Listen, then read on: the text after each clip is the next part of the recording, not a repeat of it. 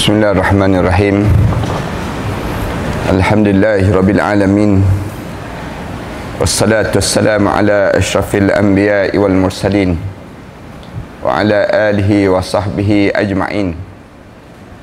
Subhanaka la ilma lana illa ma 'allamtana innaka antal alimul hakim.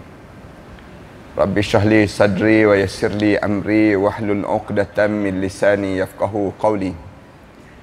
Ya alim, allimna min ilmika kama tarda bihi anna.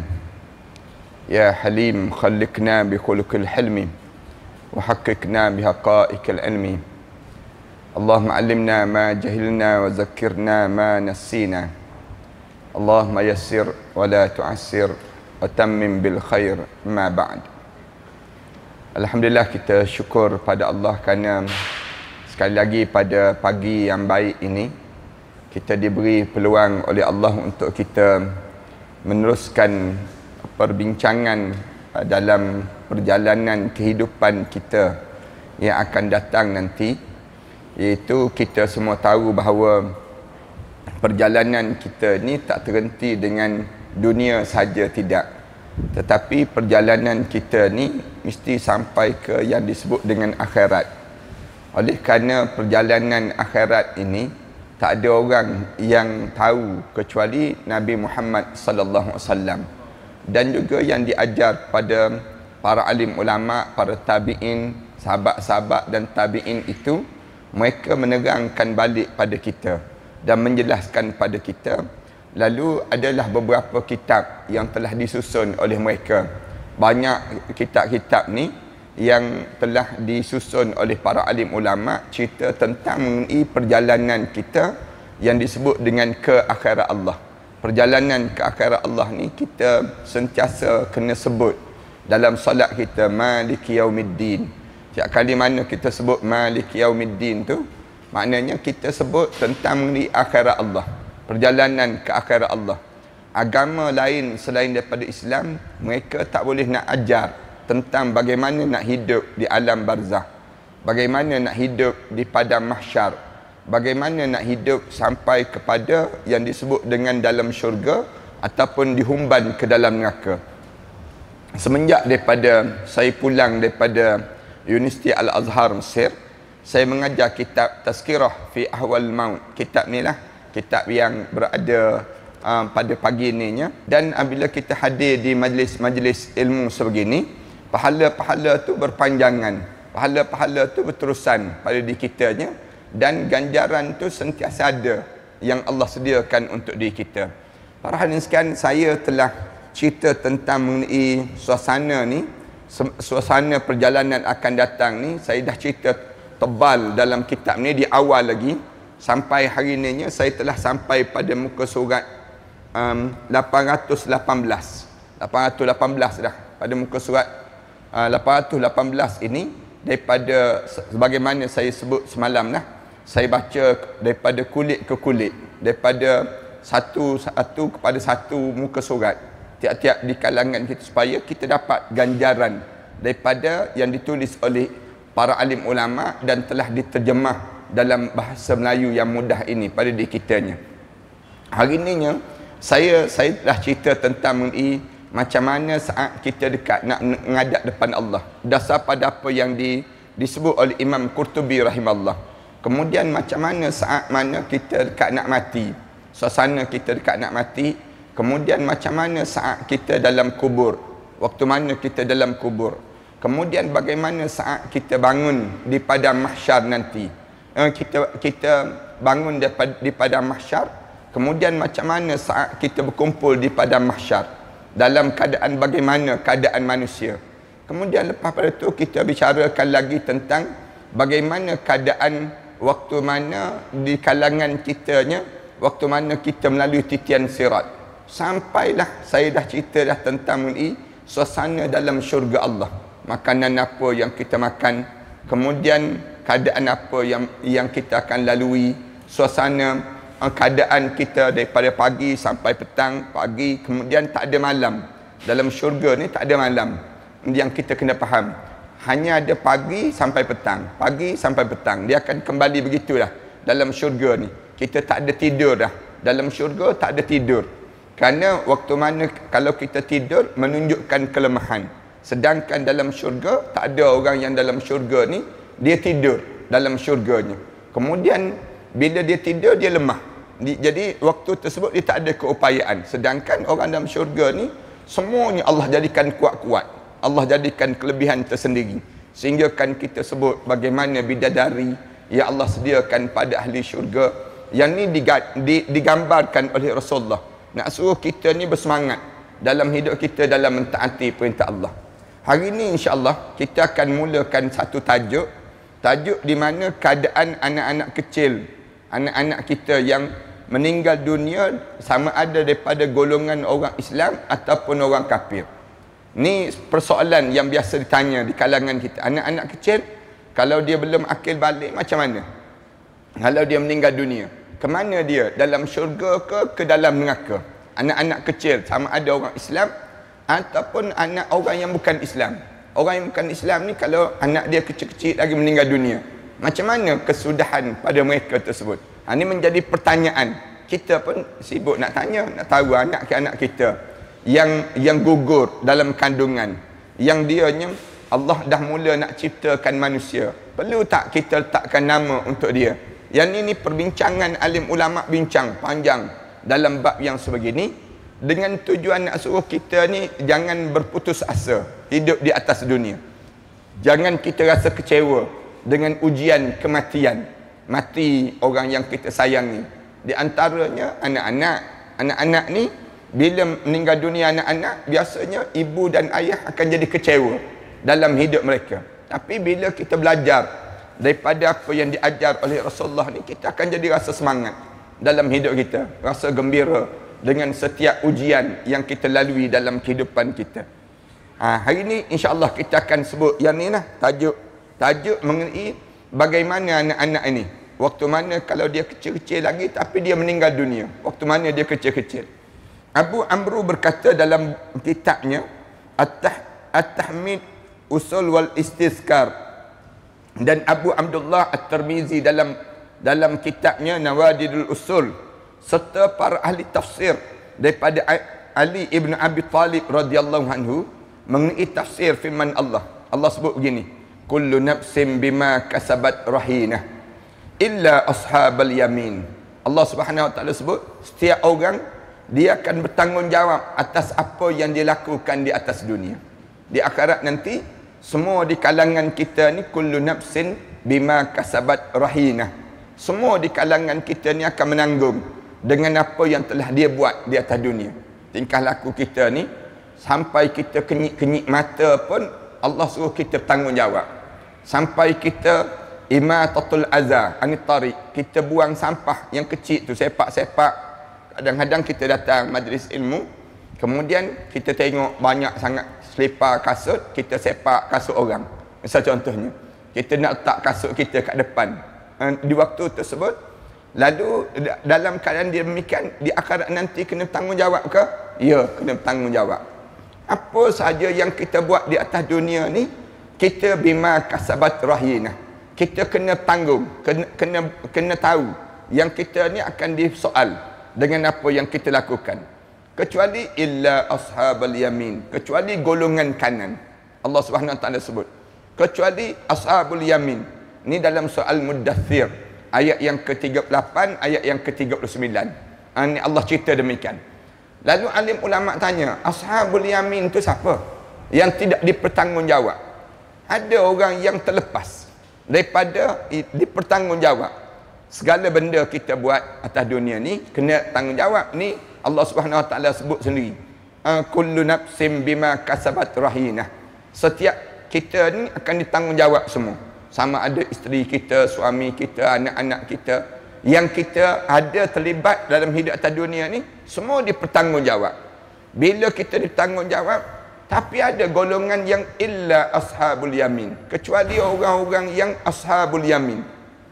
Ashabul yamin yang tidak dipertanggungjawab. Siapa orang yang tidak dipertanggungjawab?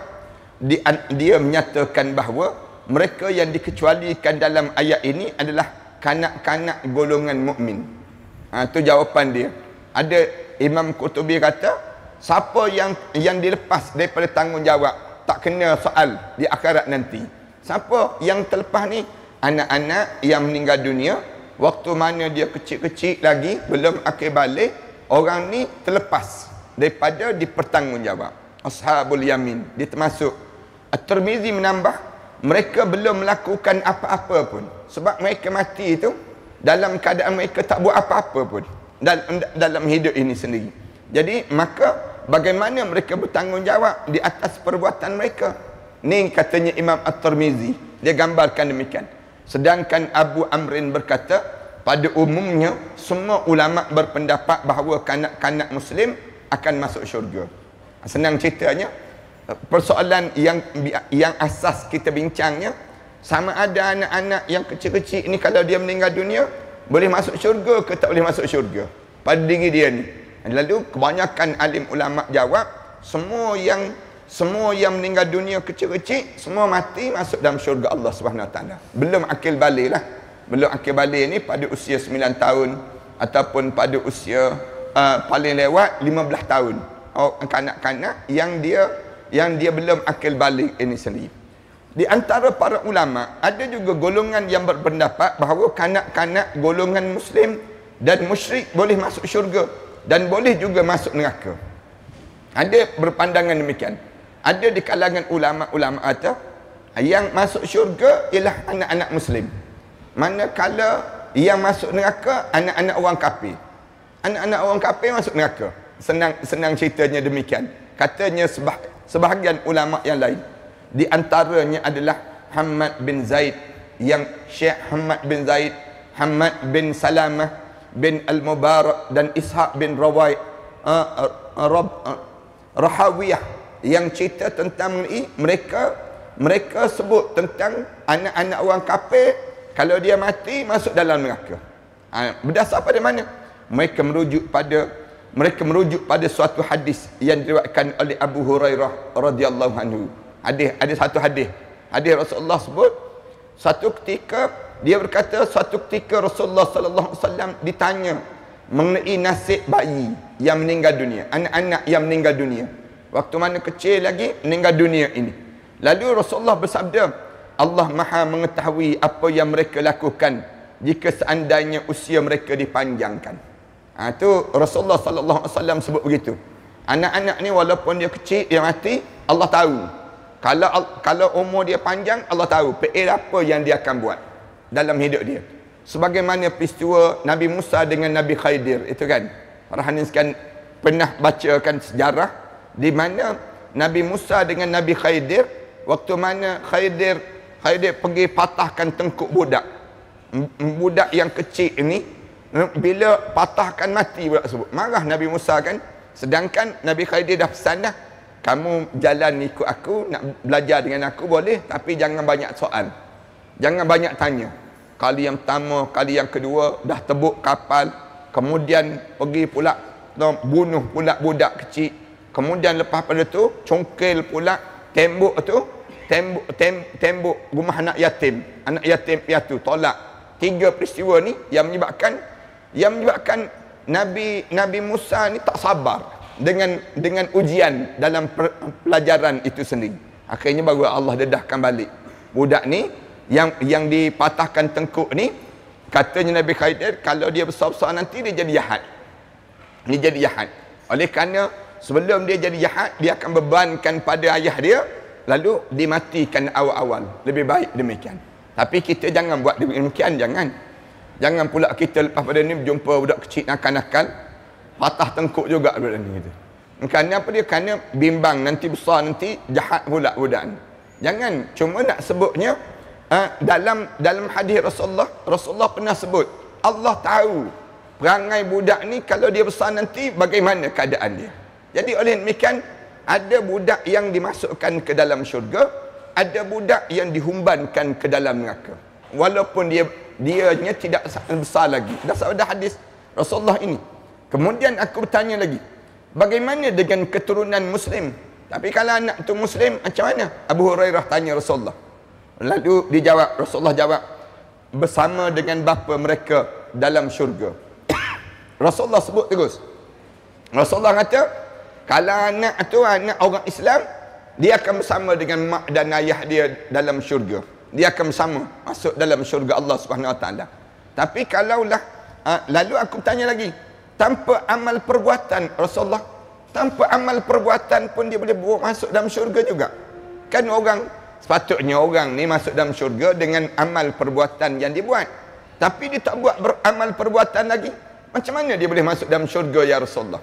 Lalu Rasulullah menjawab, Allah maha mengetahui apa yang mereka lakukan jika usia mereka dipanjangkan.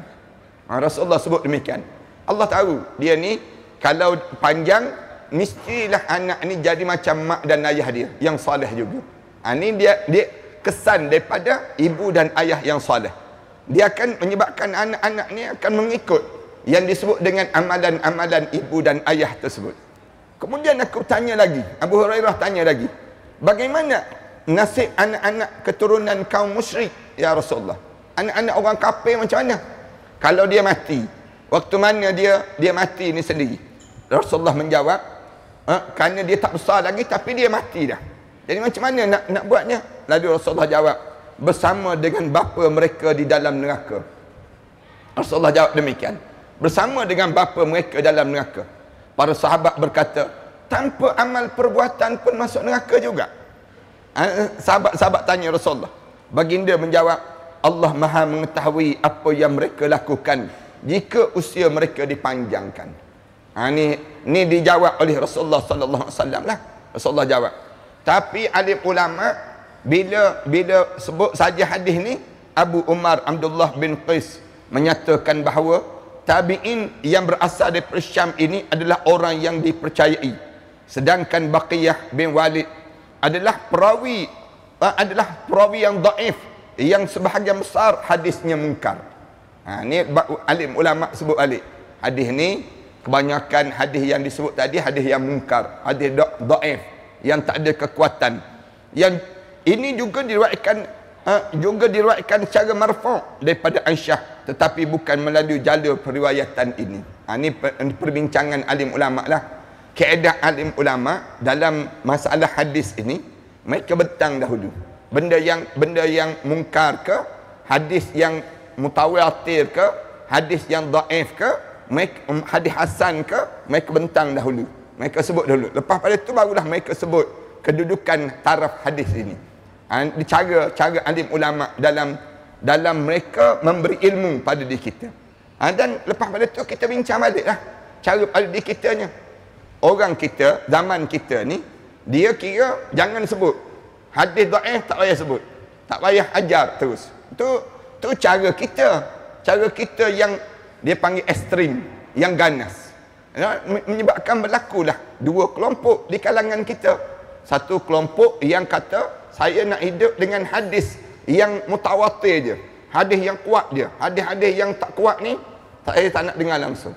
Datang pula kelompok yang satu lagi, dia kata tak, bukan begitu kaedah dia. Kita kena dengar dulu dua-dua. Sebelah sini pun kena dengar, sebelah sini pun kena dengar. Itu cara dalam kita memahami hadis Rasulullah sallallahu alaihi wasallam. Saya lebih suka dengan pendekatan Imam Qurtubi ini. Imam Qurtubi daripada di kalangan orang-orang kita yang ekstrim, yang ganas-ganas hari ini, mereka hanya sebut hadis ni dhaif ke, hadis ni sahih ke.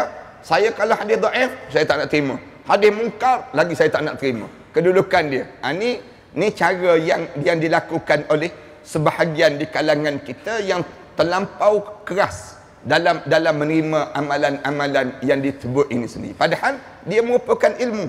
Ni bentuk ilmu lah. Walaupun hadis ni hadis dhaif dipanggil, tapi kita boleh dapat satu ilmu. Ilmu apa dia? Rasulullah pernah sebut rupa-rupanya. Tapi kedudukan dhaif tu pun kita kena kira lagi dah. Sama ada dhaif di sudut matan ataupun dhaif di sudut yang disebut dengan perawi-perawi itu sendiri. Faham ke tak faham? Buat faham lah senang kita. Ini nampak macam termenung je masing-masing.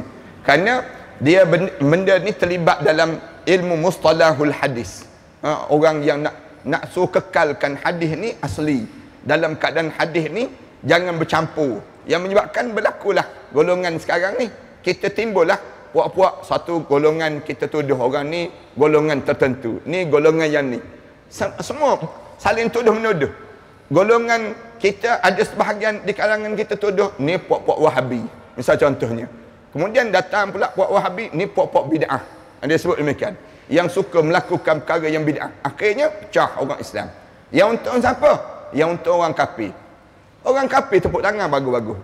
Biar orang Islam ni berkelahi. Dia sebut demikian. Yang akhirnya kita tak ada kekuatan lah.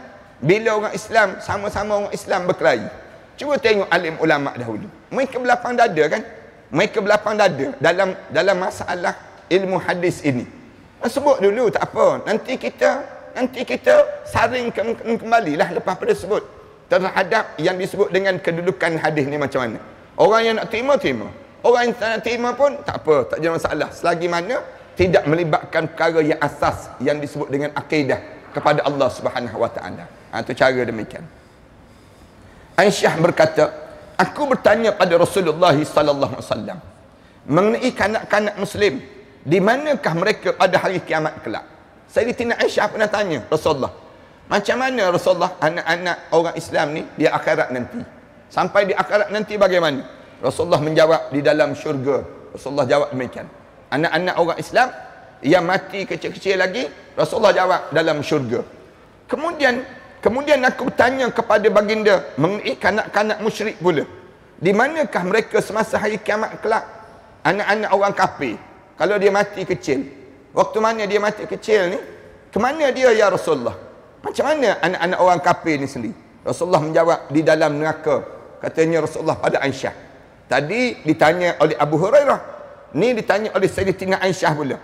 Lalu Rasulullah jawab, anak-anak orang kafir dalam neraka. Rasulullah jawab demikian. Maka aku berkata sebagai jawapan kepada kenyataan baginda, wahai Rasulullah, mereka belum melakukan apa-apa pun dan catatan pada mereka pun belum bergerak pun untuk mencatat perbuatan mereka tersebut. Rasulullah bersabda, Allah Maha mengetahui apa yang akan mereka lakukan jika usia mereka dipanjangkan. Rasulullah jawab demikian. Allah tahu dah perangai apa yang mereka akan buat. Kalau panjang je umur anak-anak ni, perbuatan apa yang mereka buat itu berdasar pada dia akan ikut mak dan ayah. Dia akan jadi macam itulah dalam hidup ni. Anak-anak ni kan, dia akan mengikut perangai kita. Kalau kita ni perangai yang baik, dia akan jadi baik. Anak-anak kita ni jadi baik. Ini Rasulullah sallallahu alaihi wasallam sendiri pun sebut demikian dalam hidup ni. Kullu mauludin yuladu 'alal fitrah. Anak-anak ni lahir dalam keadaan bersih. Fa abawahu yuhawidanihi. Ibu bapa dia itulah yang menyahudikan anaknya, memajusikan anak, mengkristiankan anak. Ini siapa yang menjadikan demikian? Ibu bapa. Yunassiranihi au yumajjisani. Sama ada nak jadikan majusi ke Kristian ke daripada mak dan ayah. Itu kesan dalam hidup. Abu Umar menyatakan bahawa Abu Uqail adalah seorang yang pelupa, yang seperti ini tidak boleh digunakan sebagai dalil oleh para alim ulama. Ini hadis yang disebut ni pun, dia kata hadis ni pun hadis tak kuat. Kerana perawi ni seorang pelupa. Boleh jadi dia lupa, tak tahu. Kesan jadi demikian. Sedangkan penulis Imam Qurtubi menyatakan bahawa Abu Umar juga telah menyatakan hadis ini dengan lafaz ini juga. Ada juga hadis yang lain yang lebih kurang sama dengan hadis sebegini. Abu Ahmad bin Ali menyatakan seperti yang dinyatakan oleh Abu Muhammad Abdul Haq yang menceritakan demikian. Abu Daud At-Tailisi meriwayatkan daripada Abu Uqail, daripada Bahiyah, bahawa Aisyah berkata, saya pernah bertanya pada Rasulullah sallallahu alaihi wasallam mengenai nasib anak-anak kecil kaum musyrik, dan baginda menjawab, mereka berada dalam neraka wahai Aisyah. Rasulullah pernah ditanya pada Aisyah. Aisyah tanya Rasulullah, anak-anak orang kafir ni kalau dia meninggal dunia kecil-kecil, dia berada kat mana ya Rasulullah? Rasulullah jawab, dalam neraka wahai Aisyah. Dalam neraka walaupun dia mati kecil. Itu cara Rasulullah jawab. Kemudian aku bertanya, lalu apa yang kamu katakan mengenai nasib anak-anak orang Muslim pula ya Rasulullah? Aisyah tanya Rasulullah, kalau anak orang Islam pula ya Rasulullah, macam mana ya Rasulullah? Rasulullah menjawab, mereka berada dalam syurga wahai Aisyah. Anak-anak orang Islam kalau dia mati kecil, masuk dalam syurga. Ni perhatikan, jangan cepat ikat lagi ya. Jangan kita kata, oh macam tu. Makna selama ni kita ingatkan anak kecil ni masuk syurga semua. Kita sebut demikian. Tak kira lah anak orang Islam ke anak orang kafir. Kita nampak demikian. Tapi bila kita bincang yang ni kita kata, oh anak orang kafir masuk neraka, kita sebut. Baru kita tahu pagi ni. Ada orang yang baru tahu kot pagi ni. Ataupun kita buat kesimpulan terus. Ingat lagi. Tunggu dulu. Jangan buat kesimpulan lagi. Dengar dulu pernyataan ini. Nanti akan ada beberapa jawapan-jawapan yang dibincangkan oleh alim ulama terhadap perbincangan kita ini. Sebab tu jangan cepat, jangan awal untuk membuat kesimpulan. Tunggu biar habis dulu, baru kita boleh buat kesimpulan dalam perbincangan kita ini. Dengar dulu maklumat yang diberi ini agar dia menjadi ilmu dalam hidup kita. Sebab nanti kalau kita berjumpa dengan keadaan-keadaan tertentu, kita perlu jelaskan di kalangan kita tentang keadaan yang sebegini. Ada pandangan yang sebut dasar pada hadis Rasulullah yang ni, ada yang sebut dasar pada hadis Rasulullah yang ni. Dia jadi menyebabkan membawa ilmu dalam hidup kita sebagai seorang mukmin. Kemudian Rasulullah tanya, saya bertanya pada Rasulullah mengenai nasib anak kecil kaum musyrik, dan bagi dia menjawab, mereka berada dalam neraka wahai Aisyah. Rasulullah jawab demikian. Aku bertanya lagi, Aisyah tanya lagi, lalu apa yang kamu katakan mengenai nasib kanak-kanak yang muslim ya Rasulullah? Rasulullah menjawab, mereka berada dalam syurga wahai Aisyah. Rasulullah jawab demikian. Anak orang Islam kalau dia mati kecil sebelum 15 tahun tu, umur dia tu, maknanya dia mati dalam syurga lah dianya. Allah jadikan kedudukan dia. Aku berkata lagi, lalu bagaimana sedangkan mereka belum melakukan perbuatan apa-apa pun, dan catatan pun belum bergerak untuk menulis perbuatan mereka. Kita ni, catatan kita ni mula ditulis bila akil balik. Start daripada akil balik, mulalah amalan-amalan kita menanggung atas diri kita. Orang perempuan dia akil balik dengan datangnya darah kotor. Kemudian kalau tak datang juga darah kotor, pada umur 15 tahun dia mula akil balik. Itu cara dalam hidup sebagai seorang mukmin. Manakala orang lelaki dia akil balik pada saat mana dia mimpi keluar air mani. Kemudian ataupun suara dia berubah menjadi parau. Ini di antara tanda dia akil balik. Dan ataupun kalau sampai umur 15 tahun dia tak mimpi, dia tak pernah dalam hidup dia ni suara pun kecil halus je begitu, misal contohnya. Dia tak berubah juga. Apakah dia tidak akil balik? Dia akil balik pada usia 15 tahun.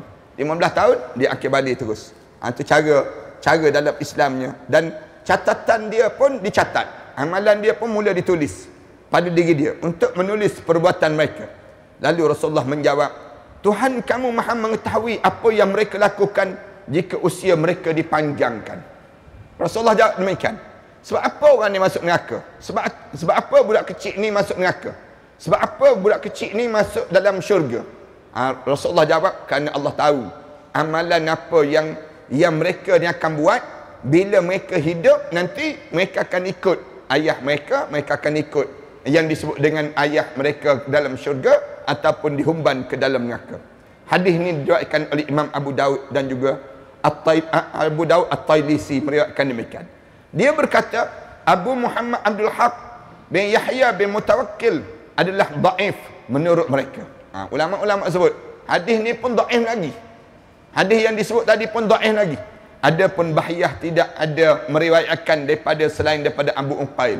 Mereka sebut yang disebut nama Abu Bahiyah tadi, adapun Bahiyah tadi tak ada pun riwayat. Satu je yang diriwayat daripada Abu Uqail. Itu je yang pernah diriwayatkan. Terdapat juga kumpulan yang berpendapat bahawa kanak-kanak kecil akan diuji di akhirat nanti. Ada juga satu pandangan yang lain, dia kata walaupun dia mati kecil, dia akan disoal di akhirat nanti. Walaupun dia mati kecil, akan disoal. Mereka berdalilkan pada satu hadis yang diriwayatkan oleh Abu Sa'id Al-Khudri radhiyallahu anhu. Dia berkata mengenai orang yang meninggal daripada ahlul fitrah. Ada orang yang ditanya, kalau dia ni tak pernah pun dia beragama, dia ni tak ada agama. Dia duduk dalam hutan seorang-seorang, jauh. Kemudian dia tak pernah berjumpa dengan orang. Misal contohnya, dianya terlepas macam mana duduk dalam hutan seorang-seorang. Dia tak pernah dapat wahyu, tak terima pun ajaran agama. Tak tahu agama apa. Membesar-besar tu, dia tak tahu agama. Dia dianggap ahli fitrah. Senang ceritanya. Ahli fitrah ni macam mana pada diri dia? Ataupun kalau dia orang gila, mati dalam keadaan gila. Kan ada orang yang hilang akal. Gila ni sama ada dia terlampau sakit menyebabkan dia akan jadi gila. Na'udzubillah min zalik. Seorang yang dia terlampau berat sangat bebanan kesakitan. Ataupun dia disihir sampai jadi gila pun boleh terjadi. Orang jadi gila. Ni jadi gila ni ada beberapa sebab lah dalam di atas ajaran agama. Seorang tu tidak akan jadi gila begitu saja, tidak. Kecuali ada sebab. Ataupun dia daripada kecil lagi Allah keluarkan dia dalam keadaan dia tak boleh berakal, tak boleh berfikir. Ada orang yang dia panggil ahmak, orang yang bodoh. Hidup dia memang dia tak boleh nak fikir panjang. Cepat dia cepat, dia panggil hilang memori, senang ceritanya. Memori dia ni jadi hilang. Dia ni suatu hari dia mati. Orang ni gila, mati.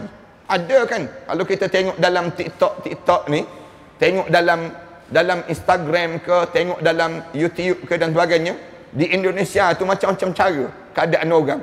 Rambutnya dengan keadaan macam-macam gaya. Bukan di Indonesia aja, di negara kita ni pun sama juga. Yang jadi gila dalam hidup. Kemudian kita pun jadi heran, orang gila ni tak kena Covid. Kan kita tengok gila dia tu tak pakai face mask apa, tidur dekat tepi jalan begitu pun tak apa. Tapi Allah bagi antibody yang kuat dalam hidup dia. Kita ni pakai face mask lagi, tak bersalam dengan orang lagi, jaga penjarakan lagi, duduk dengan orang tu 2 meter. Nak sebutnya jauh, kena Covid juga kita ni. Heran datang daripada manalah kita ni. Jaga tu bukan main lagi. Ada setengah orang tu merah tangan daripada tangan dia tu coklat, kulit dia jadi warna putih kulit dia ni. Basuh tangan manjang dalam hidup dia ni. Sampai begitu sekali. Kena juga Covid dia ni. Dan ada kanak-kanak yang baru lahir, tiba-tiba mati. Baru lahir tiba-tiba mati. Rasulullah bersabda, orang yang meninggal dunia dalam keadaan fitrah, dia berkata, belum datang padaku satu kitab suci pun dan seorang rasul pun. Dia orang mati macam ni dalam keadaan dia tak pernah sampai agama pada dia. Bila belum pernah sampai agama pada dia, lalu dia kata, tak pernah pun datang pada kami ni Al-Quran ke, kitab ke dan rasul pun, tak ada siapa pun yang datang cerita tentang agama pada kami ini. Kemudian dia membaca, walau anna ahlaknahum bi'adzabin min qablihi laqalu rabbana laula arsalta ilaina rasulan fanattabi'a ayatika min qabli an nadhilla wa nakhza. Dibaca ayat demikian. Dan sekiranya kami binasakan mereka dengan satu azab sebelum Al-Quran itu diturunkan, tentulah mereka akan berkata, walau anna ahlaknahum bi'adzabin min qablihi laqalu rabbana, nescaya mereka akan berkata, wahai Tuhan kami, laula arsalta ilaina rasulan, kalaulah mengapa kamu tidak utuskan pada kami seorang rasul kepada kami. Kalaulah kami azabkan orang tu belum diturunkan rasul. Allah cerita demikian. Manusia ni akan sebut, ya, kami azab sebelum sampainya ayat Quran, belum sampai pada mereka Al-Quran lagi pada mereka akan dakwa Allah. Dakwa Allah apa dia? Manusia ni akan sebut, kenapalah ya Allah kamu azabkan kami sedangkan rasul pun kamu tak hantar. Kamu tak hantar pun orang yang menyebarkan Islam pada kami. Lalu kami mengikuti ayat-ayat kamu sebelum kami menjadi hina dan juga malu ini ya Allah. Kenapa kamu ya Allah? Mereka akan berhujahlah demikian. Daripada ayat ni dalam surah Taha ayat 134. Daripada ayat ni, orang-orang yang mati dalam keadaan fitrah, mereka akan berhujah cara demikian. Orang gila akan berkata, Tuhanku, kamu belum memberi akal fikiran padaku, sehingga dengannya aku memikirkan perkara yang baik, bukan perkara yang buruk. Orang gila akan sebut, kami tak ada akal, ya Allah. Kenapa kami nak kena azab juga, ya Allah? Kenapa kami juga dia maknanya mereka ni menjawab, mereka disoal dan mereka kena jawab di akhirat nanti. Ini dalil di kalangan mereka yang kata walaupun mati dalam keadaan gila, mati dalam keadaan fitrah, mereka akan diuji juga di akhirat nanti, akan disoal juga di akhirat. Lalu mereka jawab, ya, walaupun mereka ni dalam keadaan yang mereka mati dalam keadaan yang mereka ni sebegitu. Kemudian sedangkan orang yang meninggal dunia semasa lahir lagi, anak-anak yang kecil, bila dia masih lagi dalam keadaan kecil, lalu dia akan berkata, ya Allah, aku belum melakukan apa-apa pun lagi. Tiba-tiba kaminya bangkit-bangkit di akhirat dah. Waktu mana kecil dahulu tak sempat nak buat amalan apa-apa, mati dah, ya Allah. Ini anak-anak ni akan jawab demikian. Lalu api neraka diangkat pada mereka. Api neraka ni diangkat pada mereka tersebut. Tetapi Allah Ta'ala berfirman pada mereka, kembalilah api itu dan masukkanlah kamu semua ke dalamnya. Maknanya masuklah dalam syurga. Kemudian dia mengembalikan ke dalam neraka atau masukkan ke dalam syurga. Siapa yang dalam ilmu Allah Ta'ala akan bahagia jika sempat melakukan amal perbuatan dan dihindarkan daripada syurga. Siapa dalam ilmu Allah akan sengsara jika sempat melakukan amal perbuatan. Allahu Akbar. Tapi Allah sebut, api ini pergi dulu, yang neraka tu pergi dulu, neraka. Syurga, tempat di syurga dulu.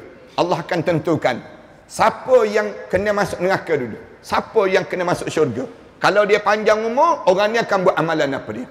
Kalau sekiranya dia ni segar, sihat, dia buat amalan apa dia. Allah tahu dalam ilmu Allah perbuatan yang mereka akan lakukan. Dan Allah lah yang boleh tentukan orang ni masuk neraka, orang ni masuk dalam syurga Allah Subhanahu Wa Taala. Ini pengadilan Allah. Kemudian dia berfirman, padaku sahaja kamu semua berani membantah. Bagaimana lagi jika para rasul aku yang datang pada kamu semua. Ini hadis riwayatkan Abu Sa'id Al-Khudri cerita. Kata Allah sebut, kamu ni dengan aku pun kamu lawan. Kalau kamu ada rasul dahulu, dengan rasul-rasul kamu lawan. Ini cara Allah jawablah pada mereka tersebut. Di akhirat nanti Allah jawab, dengan aku pun kamu lawan. Sekarang ni lawan. Kalau kamu panjang umur dahulu, kamu hidup di atas dunia dahulu sihat-sihat, kamu jumpa rasul, kamu lawan juga rasul ni sendiri. Itu jadi demikian. Kita ni alhamdulillah jadi umat akhir zaman dipanggil. Sempat juga kita ni diberi agama. Alhamdulillah dalam hidup kita. Kalaulah kita hidup zaman Nabi dahulu, tak tahu kita ni kelompok Abu Jahal, tak tahu. Boleh jadi kita ni kelompok puak-puak munafik, tak tahu. Puak-puak munafik, tak tahu.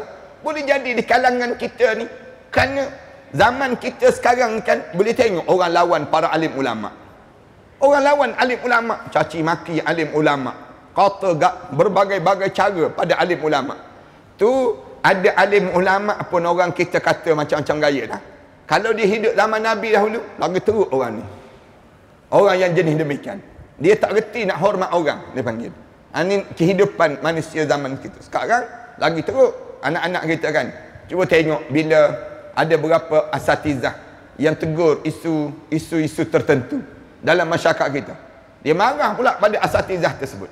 Mereka akan kata pula pada asatizah tersebut, tak moden lah, tak bertamadun lah, ustaz yang pendek akal lah, macam-macam gaya mereka akan guna.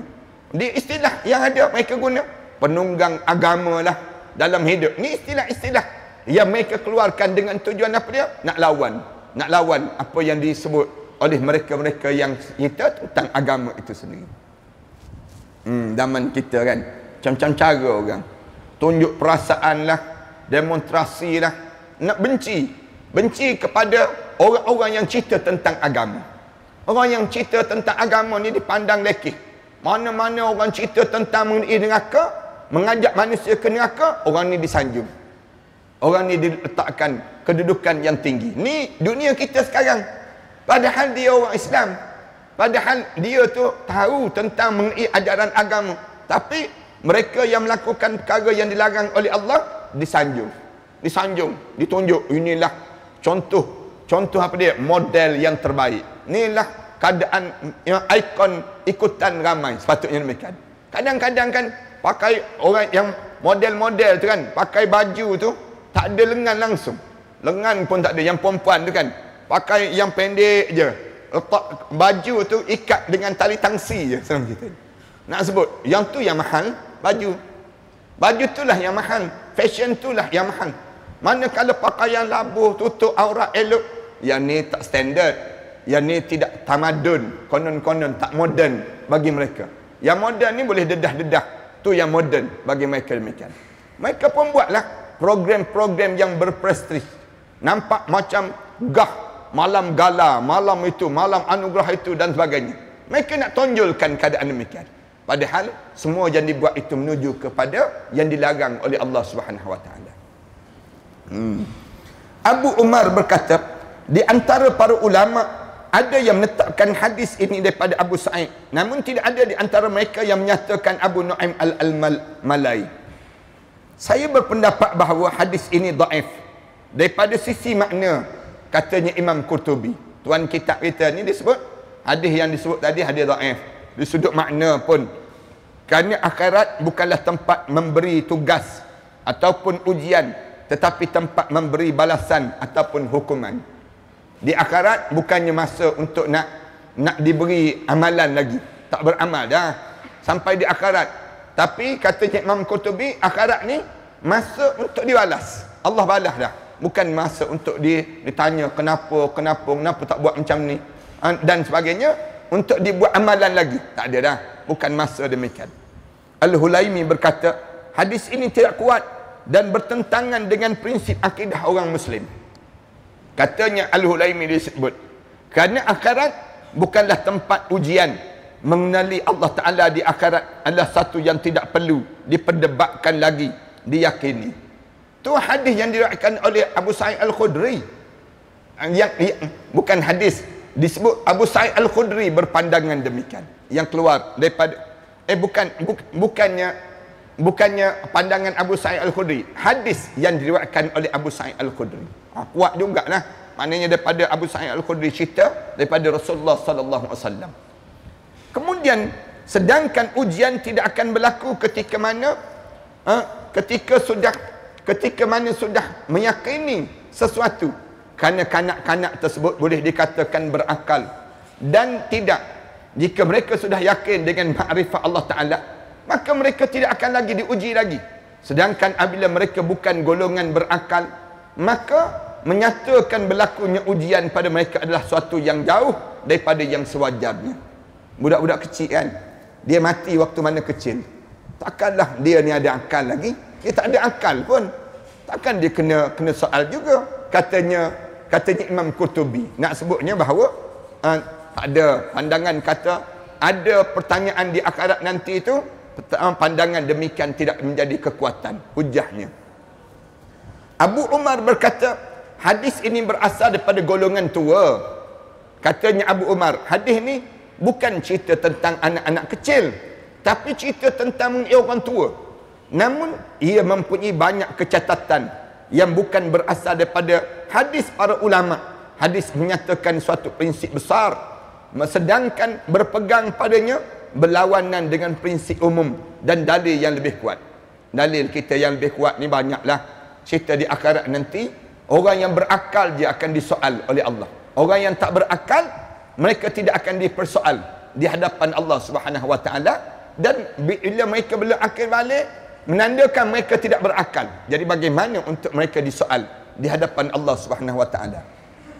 Tuan-tuan faham ke tak faham tu? Macam tak faham je. Temenung je masing-masing. Ni perbincangan alim ulama lah. Tapi mereka berlapang dada dalam membincangkan isu-isu yang sebegini. Isu mengenai anak-anak ni disoal ke tak disoal di akhirat nanti. Kena tanya ke tak ditanya. Imam Al-Bukhari menyatakan suatu hadis yang panjang daripada Abu Raji' Al-Utaridi dan daripada Samurah bin Jundub daripada Rasulullah sallallahu alaihi wasallam. Di antaranya sabda Rasulullah, wa ammar rajulu tawilul ladzi fi rawdatin fa innahu Ibrahim sallallahu alaihi wasallam wa ammal wild wa ammal wilda wa ammal dinu alladhina hawlahu fa kullu mauludin mata ala al-fitrah. Faqala ba'dul muslimin ya Rasulullah wa auladul musyrikin. Faqala Rasulullah sallallahu alaihi wasallam wa auladul musyrikin. Ini pandangan lagi. Lelaki tinggi yang ada zaman itu adalah Nabi Ibrahim alaihissalam. Di akhirat nanti Nabi Ibrahim tu nampak saja di akhirat Allah nanti. Nabi Ibrahim alaihissalam, wa ammar rajul tawil, dia tinggi, jelas, nampak di akhirat nanti. Alladhi fi rawdah, dia berada di kawasan taman-taman bersama dengan siapa? Bersama dengan anak-anak kecil. Fa innahu Ibrahim sallallahu alaihi wasallam.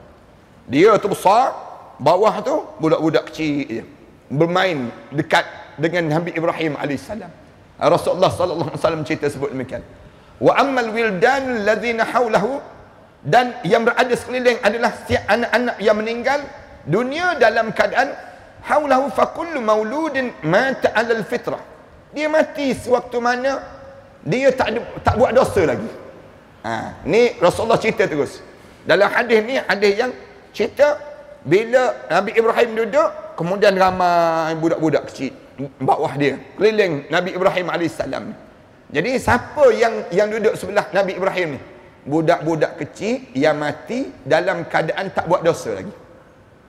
Termasuk anak orang kafir, termasuk anak orang munafik, termasuk anak orang Islam. Anak-anak yang kecil-kecil ni semua dekat dengan Nabi Ibrahim. Nabi Ibrahim ni dia jadi ayah kepada anak-anak ni semua. Sebab tu ditanya, ruh anak-anak kecil ni bila dia mati pergi ke mana? Pergi dekat dengan Nabi Ibrahim alaihissalam. Disebut demikian. Kalau kita tanya anak-anak kita kan, yang kecil-kecil, termasuk saya nak sebut, termasuk yang gugur daripada kandungan, yang gugur kandungan. Sebab tu saya berpandangan, kalau gugur je anak kita kandungan ini, gugur, letak nama, walaupun dia gugur. Saya berpandangan dasar pada beberapa pandangan ulama lah. Ada yang kata 6 bulan ada yang kata mesti 3 bulan ke atas baru kita tak nama. Saya sebut walaupun 1 hari dia gugur, tak nama. Kerana Allah nak ciptakan dia manusia dah. Allah nak ciptakan dia manusia. Di akhirat nanti dia akan cari kita. Anak ni akan cari kita. Sebab walaupun tak ditiup roh lagi, tapi Allah dah niatkan dia tu untuk jadi manusia. Allah nak jadikan dia manusia. Jadi oleh kerana walaupun 1 hari, letaklah nama. Walaupun dia ni gugur keadaan demikian. Kita kadang-kadang keluar tu ada bekas je, misal contohnya. Keluar daripada, letaklah nama Muhammad, letaklah nama Ibrahim, letaklah nama-nama Nabi. Kemudian kebumikan elok-elok. Letak betul-betul. Ini kenapa? Di akhirat nanti dia akan datang. Kita harap demikianlah. Dalam doa kita minta, ya Allah, walaupun aku ni gugur, anak-anak aku ni gugur ramai, kecil-kecil lagi. Ada orang sampai 6 orang gugur. Ada orang sampai 7, 8, 9 yang gugur. Gugur dia ni, tak dapat zuriat dalam hidup dia. Tak dapat zuriat ni, payah yang nak lekat zuriat. Tapi dia ni tetap Allah dah nak jadikan manusia. Itu cara demikian. Kemudian dia dalam keadaan fitrah. Allah dah jadi demikian. Lalu sebahagian orang Muslim bertanya Rasulullah. Lalu di kalangan qala ba'dul muslimin, sahabat-sahabat yang duduk dekat Rasulullah tu tanya terus Rasulullah, ya Rasulullah, wa auladul musyrikin, dan anak-anak orang musyrikin pun sama ke duduk dengan Nabi Ibrahim di akhirat nanti? Bersama dengan Nabi Ibrahim juga ke di akhirat nanti? Rasulullah jawab, faqala Rasulullah sallallahu alaihi wasallam, wa auladul musyrikin, walaupun dia anak-anak orang musyrikin. Rasulullah sebut demikian. Ni para hadirin sekalian boleh nampak kan, pandangan ulama tu dah mula berkembang. Daripada tadi ada yang kata anak orang musyrikin masuk neraka, tapi dalam hadis ni Rasulullah kata wa auladul musyrikin, dan juga anak-anak orang musyrikin pun kalau dia mati kecil, dia bersama dengan Nabi Ibrahim alaihissalam dalam syurga nanti. Dan dalam keadaan yang Nabi Ibrahim ni jaga mereka ni. Ni cara demikian Allah jadikan. Kenapa Nabi Ibrahim? Kita tanya. Kenapa? Nabi Ibrahim tak ramai zuriat. Allah tak jadikan dia ramai zuriat. Nabi Ismail dan Nabi Ishaq alaihissalam. Allah uji Nabi Ibrahim ni. Wa idzib tada Ibrahim rabbuhu bikalimatin fa'atammahun. Nabi Ibrahim ni Allah jadikan ujian dalam hidup dia dengan ujian-ujian yang berat dalam hidup dia.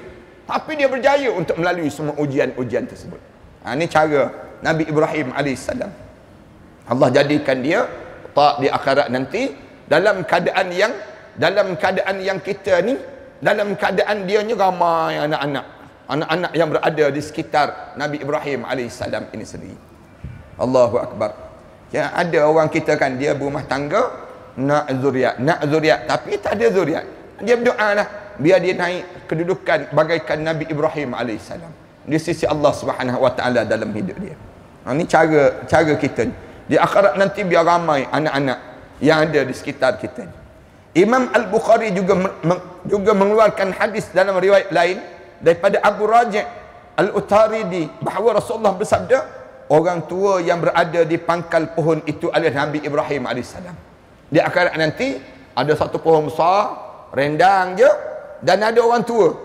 Maksudnya orang yang berusia berbanding dengan yang sekeliling tersebut. Siapa yang berusia dikelilingi budak-budak yang kecil dalam syurga nanti? Nabi Ibrahim alaihissalam. Kemudian sedangkan kanak-kanak kecil yang berada di sekelilingnya adalah anak-anak manusia yang mati waktu mana belum lagi akil balik. Kemudian mati. Ini cara demikian. Hadis ini menunjukkan bahawa semua anak manusia yang masih kecil akan masuk syurga. Hadis ni tak kira lah anak tu orang kafir ke, anak orang Islam ke, kalau dia mati di saat mana dia masih kecil, masuk dalam syurga Allah Subhanahu Wa Taala. Segolongan ulama ada yang berpendapat dengan hadis ini dan itu adalah lebih benar. Imam Qurtubi sebut demikian. Mereka berpendapat bahawa kanak-kanak muslim yang meninggal dunia ketika dilahirkan akan masuk syurga. Mereka menjadikan hadis riwayat Aisyah sebagai dalilnya. Abu Umar menyatakan pada pendahuluan bahawa Aisyah berkata, Khadijah pernah bertanya pada Rasulullah sallallahu alaihi wasallam mengenai nasib anak-anak kaum musyrikin. Lalu Rasulullah menjawab, mereka ikut bersama bapa mereka. Kemudian aku bertanya lagi sesudah itu dan dijawab oleh Rasulullah, Allah Maha mengetahui apa yang mereka akan lakukan jika mereka dipanjangkan umur. Kemudian aku bertanya kepadanya sesudah Islam dah lama dah kukuh dah, lalu turunlah firman Allah Ta'ala ini, qul aghairallahi abghi rabban wa huwa rabbu kulli syai' wa la taksibu kullu nafsin illa 'alaiha wa la taziru waziratun wizra ukhra thumma ila rabbikum marji'ukum fayunabbi'ukum bima kuntum fihi takhtalifun. Kemudian turun ayat Quran ni, qul aghairallahi abghi rabban. Katakanlah, apakah kamu mencari Tuhan selain daripada Allah atas dunia ni? Ada lagi ke Tuhan selain daripada Allah? Abghi rabban wa huwa rabbu kulli syai'. Sedangkan Allah ni Tuhan kepada segala sesuatu. Semua bertuhankan Allah. Tanyalah siapa pun atas dunia ni, wala in sa'altahum man khalaqas samawati wal ard la yaqulunna Allah. Kamu tanya orang siapa saja pun, siapa yang jadikan langit, siapa yang jadikan bumi, semua mulut akan sebut Allah, Allah, semua sebut. Tak ada lagi dah orang kita sebut nenek aku yang buat, datuk aku yang buat, tak ada. Semua akan sebut Allah, Allah yang menjadikan langit dan bumi ini sendiri. Kemudian wahwa rabbu kulli syai', Allah ni Tuhan kepada segala sesuatu. Wala taksibu kullu nafsin illa 'alaiha. Dan tidaklah seorang berbuat dosa melainkan kemudaratan itu kembali ke atas dirinya sendiri. Ingat ya, siapa yang buat dosa dia tanggung di akhirat nanti. Dia tanggung pada diri dia. Ni Allah dah jelas. Wala taksibu kullu nafsin illa 'alaiha. Yang kamu buat itu kamu tanggung. Kamu tanggung. Berani buat, berani tanggung. Itu mudah dipanggil. berani untuk kita buat, berani untuk kita tanggung. Senang ceritanya pada diri kita ni. Illa alaiha wala taziru waziratun wizra ukhra. Dan seorang yang berdosa tidak akan memikul dosa orang lain. Kalau kamu dosa, kamu pikul dosa kamu lah. Dosa orang, kamu tak pikul. Wala taziru waziratun wizra ukhra. Orang tak semayang, kamu tak menanggung. Kerana dia yang kena tanggung sendiri dosa dia tak semayang. Kecuali kamu tak ajar dia. Kalau kamu tak ajar dia, kamu tak didik dia, kamu tak bentuk dia, kamu ada dosa kerana kamu tak ajar dia. Tu je. Tapi dosa dia tinggal semayang tu, dia kena jawab depan Allah. Itu cara demikian dalam Islam. Summa ila rabbikum marji'ukum. Dan kemudian kamu akan dipulangkan pada Tuhan kamu. Fayunabbi'ukum bima kuntum fihi takhtalifun. Dan Allah akan terangkan balik pada kamu terhadap apa yang kamu terlingkahkan sepanjang kamu hidup di atas dunia dahulu. Di kalangan kita. Ini surah Al-An'am ayat 164. Dalam ayat yang lain Allah Subhanahu Wa Taala sebut, man ihtada fa innama yahtadi li nafsih. Siapa-siapa yang dia mendapat hidayah, maka sesungguhnya dia melakukan itu untuk keselamatan dirinya sendiri. Man ihtada fa innama yahtadi li nafsih. Siapa-siapa yang ikut petunjuk Allah, yang diikut tu untuk diri dia. Dapat untuk diri dia. Kemudian wa man dhalla fa innama yadillu 'alaiha. Siapa yang sesat, memilih jalan sesat, maka sesungguhnya dia akan menanggung sendiri kesesatan itu akibat dirinya sendiri. Dalam hidup kita ni Allah bagi dua jalan. Dua jalan dalam hidup. Fa'alhamaha fujuraha wa taqwaha. Allah suruh buat pilihan. Aku ilhamkan pada kamu dua jalan. Sama ada kamu nak masuk syurga ataupun kamu nak dihumban ke dalam neraka. Ulang pada kamu lah. Tapi kamu pilih. Kalau kamu nak ke syurga, itu untuk diri kamu. Kamu dapat.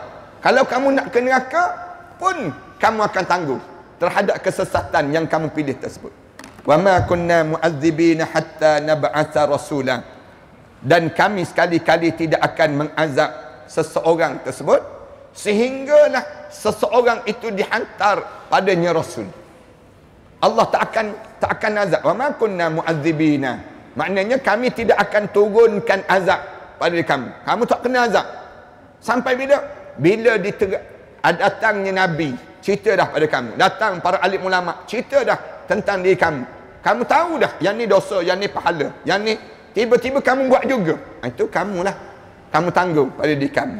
Wa ma kunna mu'adzibina hatta nab'atha rasulah.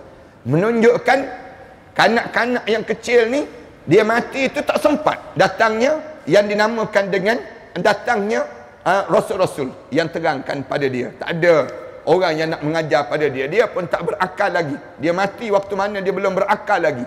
Lalu tentulah dia tidak akan diazab oleh Allah Subhanahu Wa Taala. Dalam ayat yang lain dibaca lagi, wala taziru waziratun wizra ukhra. Jadi ada seorang pun yang akan menanggung dosa orang lain. Wa in tad'u musqalatan ila himliha wala yuhmal minhu syai'un walau kana dha qurba. Innama tunziru alladhina yakhshawna rabbahum bil ghaib wa aqamus salah wa man tazakka fa innama yatazakka li nafsihi wa ila Allahil masir. Allah Subhanahu Wa Taala sebut, meskipun kaum kemudian dan orang yang berdosa tidak akan memikul dosa orang lain. Dan jika seorang yang dibebani berat dosa dia memanggil orang lain untuk memikul bebannya itu, tidak akan dipikul sedikit pun di akhirat nanti. Bila orang tengok, kamu jalan tak ada dosa, ambil dosa aku sikit. Dia sebut demikian. Tolong, tak ada je orang nak pikul dosa kamu. Meskipun yang dipanggil itu kaum kerabat dia di akhirat nanti. Walaupun adik-beradik dia. Adik-beradik tak nak. Dia kata tak nak, saya cukuplah dengan yang ada pun. Keluarga pun tak nak pikul dosa seorang di akhirat. Walaupun dia suami dia, walaupun dia isteri, di akhirat nanti semua berlepas diri. Tak nak di kalangan di antara satu sama lain tersebut. Kemudian sesungguhnya yang dapat kamu beri peringatan hanya orang yang takut pada azab Allah. Innama tunzirul ladzina yakhshawna rabbahum. Yang kamu boleh nasihat orang ni siapa? Yang boleh nak dengar nasihat ni orang yang takut pada Allah je. Yang tak takut pada Allah, nasihatlah macam mana pun dia akan langgar Kemudian bukan sekadar itu, dia takut yakhshawna rabbahum bil ghaib, terhadap perkara-perkara yang akan datang nanti, yang gaib. Wa aqamus salah, orang yang jenis mendirikan sembahyang. Wa man tazakka, mana-mana orang yang dan mereka tidak melihatnya, dan mereka yang melaksanakan solat, dan barang siapa yang menyucikan dirinya, wa man tazakka fa innama yatazakka li nafsihi, dia sedang menyucikan diri dia sendiri, kerana orang lain tak boleh cuci dalam hidup seorang ini sendiri. Wa ilallahil masir, dan pada Allah kita akan kembali. Lalu Rasulullah bersabda, mereka dalam keadaan fitrah ataupun mereka berada dalam syurga. Maknanya anak kecil walaupun mati dalam keadaan yang dia kecil, sama ada dia kafir ke, dalam keadaan mak ayah dia kafir ke ataupun mukmin ke, dia mati masuk dalam syurga Allah Subhanahu Wa Taala. Itu bahasa yang mudahnya. Hadis ini amat jelas yang menunjukkan bahawa sabda Nabi sallallahu alaihi wasallam, Allah Maha mengetahui apa yang mereka lakukan. Jika usia mereka dipanjangkan, dikatakan sebelum baginda tahu bahawa kanak-kanak kaum musyrik akan masuk syurga, dan sebelum turun kepadanya firman Allah Ta'ala, yang mana seorang yang dosa tidak akan memikul dosa orang lain, seperti terdapat dalam surah Al-An'am ayat 164 tadi. Maknanya yang kata hadis Rasulullah kata anak orang kafir masuk neraka tu dia sebut sebelum turun ayat ni. Jadi semua hadis-hadis yang diceritakan tadi semua telah dinasahkan. Senang ceritanya. Itu cara demikian.